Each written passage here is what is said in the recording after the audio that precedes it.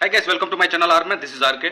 విశాఖ జిల్లా పెందుర్తి వారాహి విజయబేరి సభలో జనసేనాని పవన్ కళ్యాణ్ ప్రసంగించారు. ప్రభుత్వాన్ని మార్చండి, తీసుకెళ్లి తుంగలో తొక్కండి అని పిలుపునిచ్చారు.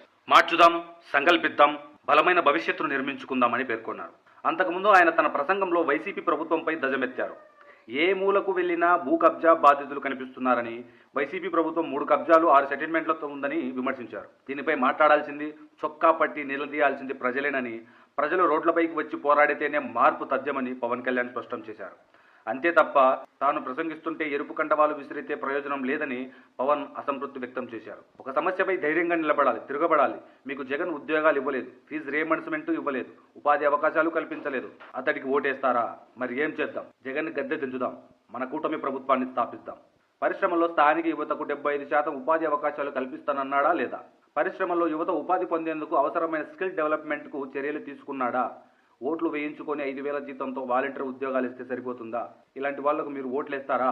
ఇక్కడ పెందుర్తి నుంచి జనసేన అసెంబ్లీ అభ్యర్థి పంచకర్ల రమేష్ బాబు, అనకాపల్లి ఎంపీ స్థానం నుంచి బీజేపీ అభ్యర్థిగా సీఎం రమేష్ పోటీ చేస్తున్నారు.